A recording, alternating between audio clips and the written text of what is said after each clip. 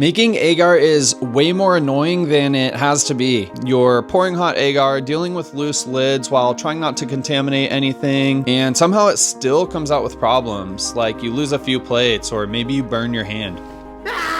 It's a frustrating process that will leave you thinking, I wish there was an easier way. But what if there was?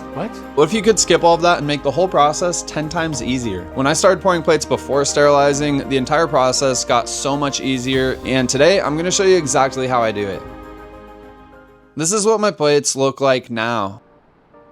Clean, easy to see, and way less hassle to make. The biggest change I made to my agar process is pouring the plates before sterilization. If you're new to agar or you've been sterilizing before pouring your plates, this is literally the easiest way I know of to make healthy agar plates. Instead of dealing with trying to delicately take my agar out of the pressure cooker and pour it inside a still air box without getting contamination on everything, this creates a much more simple workflow. I can just pour everything beforehand and let the pressure cooker handle the rest. To do this, you're gonna need to get your hands on some containers that can withstand the heat of the pressure cooker. These are polypropylene. You can see that little label PP5, which means these are gonna be safe for use inside our pressure cooker. They also have a decent clarity, not as clear as glass, but clear enough to see anything growing on the plates. And these screw top lids make everything a lot easier to work with.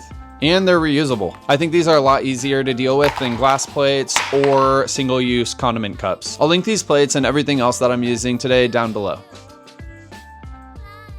For the actual mix, I like to keep it pretty simple. I use 500 milliliters of distilled water, 10 grams of agar powder, 7 grams light malt extract, then 0.25 grams of both nutritional yeast and peptone.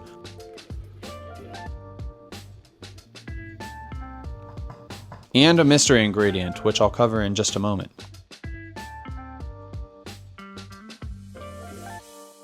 The agar powder is what gives us that gel-like consistency, and everything else is just nutrition for the mycelium. The exact recipe isn't as important as the actual method here. You could just as easily get away with 10 grams of agar powder and 10 grams of light malt extract. Personally though, I do think that the yeast and peptone both help the mycelium grow a bit, which is why I include them in my recipe.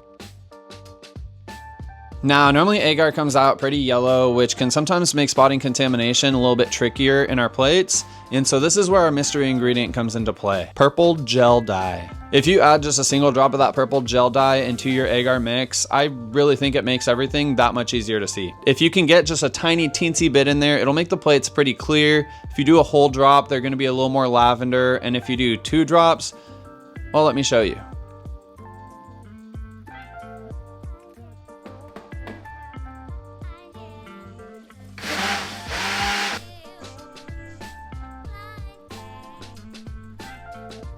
This just goes to show how much of an impact this gel dye really has on the color of your agar. And the same principle at play here is if you've ever seen anybody bleach their hair and it comes out kind of yellow, they can rub this stuff in it called like purple toner, and that purple actually like covers up the yellow and gives people that nice crisp like white look that they might want in their hair. Now with everything mixed up, I personally like to blend my mixture, and I feel like it just helps chop up the yeast into like smaller pieces, but this is optional. After blending, I just pour everything into a pot on the stove top, and we need to bring it up to 185 degrees because that's the temperature where our agar powder is actually going to dissolve.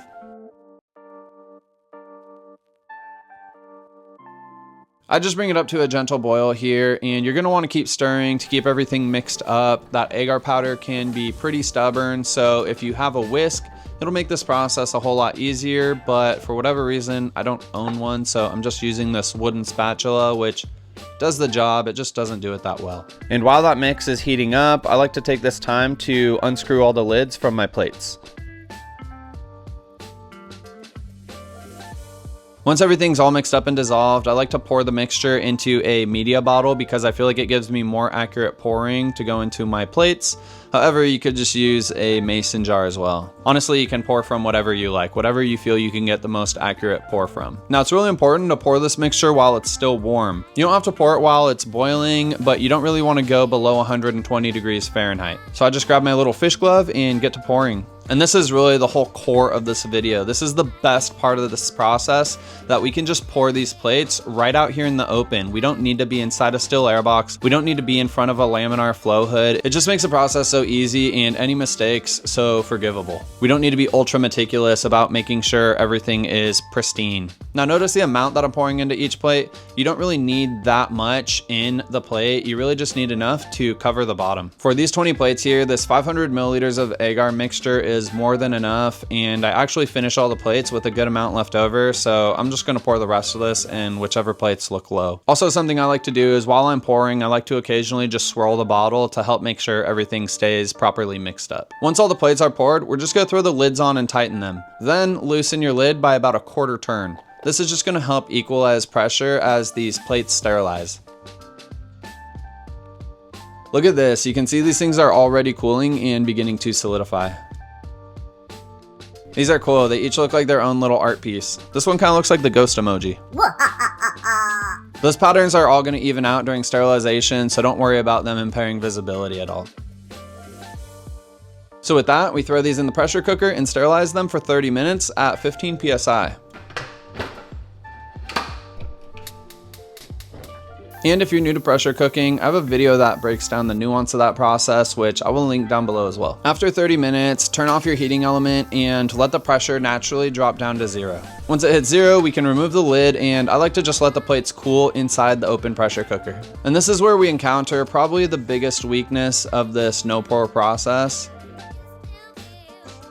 We can end up with a bit of condensation on the lids that you can generally minimize by pouring after sterilization at lower temperatures, but we don't really have a say over that because all these plates are getting put in the pressure cooker and they're all being brought up to the same heat. So while we can't necessarily remove condensation, there are a couple things we can do to help control it. Stacking the plates while they cool can reduce the rate of heat loss and subsequently reduce the amount of condensation that will gather on our lids. And once the plates cool down, don't forget to tighten those lids. Also, just as good practice, once the plates are fully cool, I recommend stacking them upside down so any condensation that is in the containers will gather up on the lid and not on the surface of the agar. Even with a little bit of condensation, these can still work just fine. Additionally, after these plates have cooled, I do like to leave them at room temperature for a week or two. That way I can just make sure the sterilization process was a success and I don't see anything funky growing on these plates. I've seen some people recommend sterilizing these in a stack inside the pressure cooker and claiming that that helped reduce condensation, but in my experience, that didn't really do a whole lot. Now, if you're ready to put these agar plates to good use, next week I'm gonna show you how to take a mushroom from the grocery store and clone it on agar so that you can make as many of these mushrooms as you want, or even make your own liquid culture of that unique mushroom. When it's all finished, that video is gonna be linked right here.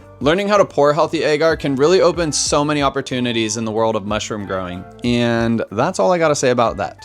Thanks for watching and happy growing.